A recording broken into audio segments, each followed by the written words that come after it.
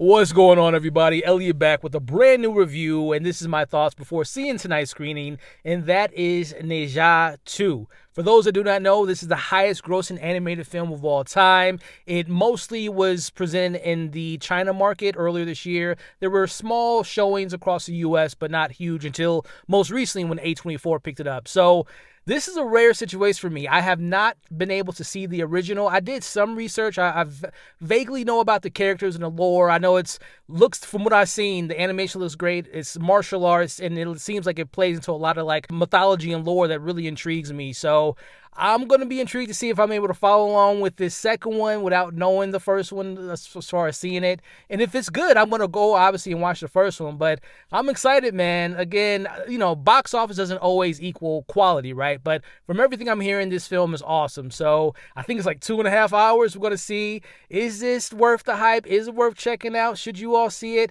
Well, I'm going to let you all know on the other side. So I'll see you soon. Yep. The hype is real. No question about it. I just got done seeing Ne Zha 2, and I am not speaking hyperbole when I say this. That was one of the most beautiful looking animated films that I've ever seen. I'm not saying it's the best because I obviously haven't seen every animated film ever made, but as far as my experience with animated films, there were literally shots in that movie that I couldn't believe. I thought I was dreaming. I thought I was in another world, another universe, in the multiverse. Imagining a movie of this scale and this scope, and the beauty of the animation is so incredible.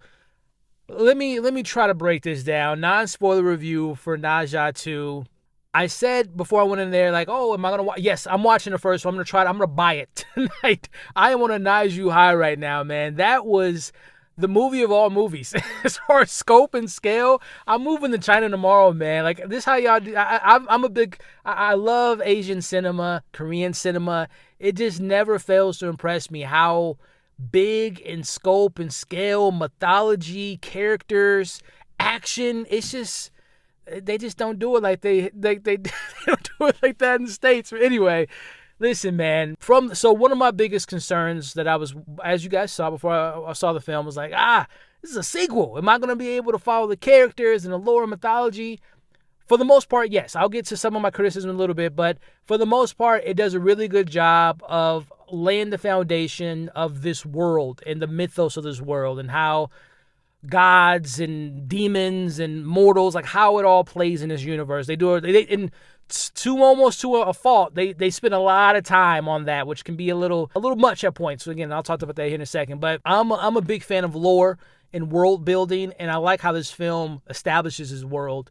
Really well done. The direction is just so concise, and again, I'm an action head. I don't want to focus too much on the action because there is a really good story and really good stuff going on here narratively. But the action, my goodness, like this, I haven't felt this way about an action film that's heavily steeped in action and kind of, over the top action at points. And, it's animated, so expect it to go balls to the wall. But like, this is how I felt when I watched RRR for the first time. It's just like, you can make scope and scale and spectacle and have fun with it and have a good story and have the complete package, man. And this film just does that.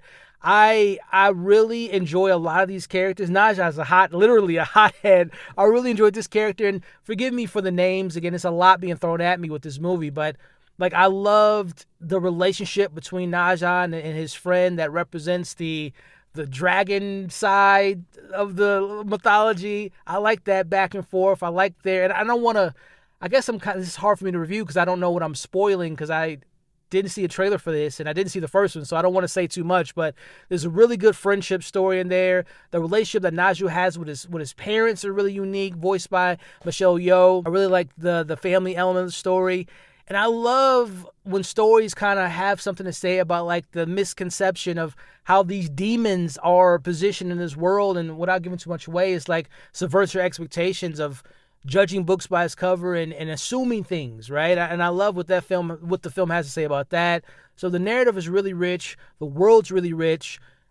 I am not going to stop saying this, but that is the best animated film as far as the visual flair and the distinct use of colors and the cinematography. And just, again, I was so blown away by so many shots. There's this sequence where Ne Zha has to fight this master that involves the water sequences. Like, I thought I was watching Interstellar at some points with the water. It's just, oh my goodness, man. I can't speak highly enough about the visuals. I had to put in this quick edit because I don't know if I put enough emphasis on how epic this movie feels. Like, this is on a level of Lord of the Rings and Game of Thrones, the sense of stakes. The action is so well choreographed, but again, it's the way that they capture the action and how it's edited, and there's so much detail that I was absolutely blown away. And I also want to mention, I think I kind of passed over the characters.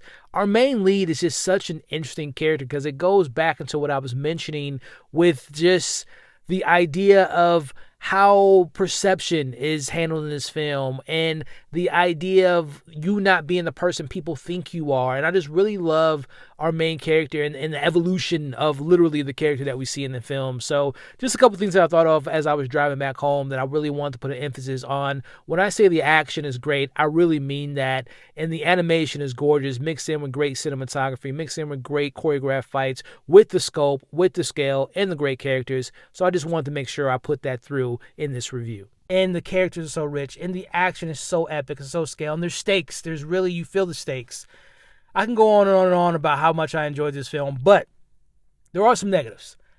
I kind of hinted at it. This is a 2.5 hour movie. I don't think it needed to be that long.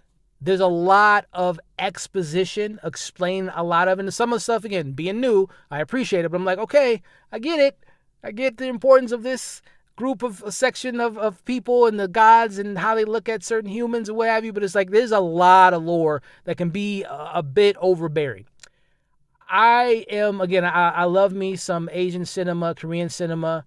I am not a dub fan. I do not like dubs at all because I feel like sometimes the American accent doesn't accentuate the emotions and the drama and the seriousness. So I will say the voice acting threw me out of the loop in some scenes. And that's not the movie's fault, even though it is because they hired their American actors. But I wish I could have saw this in the original language that it was intended for. So that was an issue. That was a me issue. Not more, like I said, I guess not the movie's fault. That's a me issue. I hate dubs. I will say, again, not having seen a trailer, not seeing the first one, there's a level of child's play. Like there's a levity to this film that's throughout the movie, and I hate to compare because I hate when people point towards a one brand and blame it on the industry, but there's a marvelization to this film where it's like there's a lot of jokes that felt a little out of place and felt like the levity took me out of some of the seriousness at points, not throughout, but some points I felt like I didn't need that joke. This is a serious moment. I want to be in the seriousness. I don't want to have a joke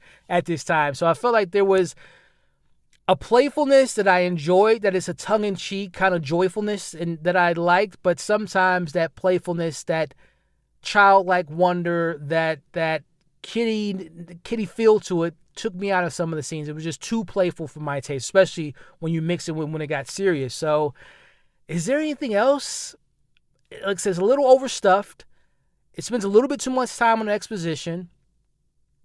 There's almost too many characters because I feel like we're going from here to here. Some characters are gone for long periods. Characters I really enjoyed that are gone for long periods at a time. So it's almost too bloated with, again, the mythos and the story that it's trying to attack. But those are like minor things, man. Like I was very entertained by this film. And like I said, if the goal was to make me excited to be in this world, to be in these characters, to revisit the first ones before I could fill in some of the blanks there's some things that probably went over my head because I was new to the world. I'm watching part 1. I can't wait to see part 2 again. And listen, man, the movie's already made a jillion dollars. But if you are at all interested in this type of storytelling, like the comps, I would say it felt like Final Fantasy at points, felt like Dragon Ball Z. It felt like just the scope and the scale is so huge. But go see this in the theater, man. I believe it comes out August 22nd. Like I said, it's been out since the beginning of the year, but as far as a larger market, A24 buying it, go see this, man. I don't think you all will be disappointed. You have my word. If you're disappointed, that's on me, but I don't think you will be. So I'm going to give Ne Zha 2 a 4.5 out of 5, man. This is the best animated film. This is dethroned Predator killer of killers for me. This is my favorite animated film of the year, and it's top 15 so far of the year for me, man. Like, that was a very entertaining film, and I hope you all give it a watch. 2 billion. Like, anyway, if you haven't seen, if you're in the States, I hope you guys give this a chance, because it is worth the price of admission, if you ask me. But that's my thoughts. Check it out, and when you do, let's talk about it in the comments. Were you just as impressed? Were you just as blown away? Have you seen the first one? And I think they're going to make another one based on how things wrap up, which I am. I'll fly to China to go see this when it drops. I need to see this day one. It'll probably take about 6 or 7 years, because the animated is that rich and that detailed. But I'm a fan. Y'all. But let me know what you thought about it, pros, cons, and everything in between. Thank you all for watching. I have a lot more reviews coming pretty soon. Check out the stuff that's on the channel now. But you all stay safe, and I'll catch you all on the next video.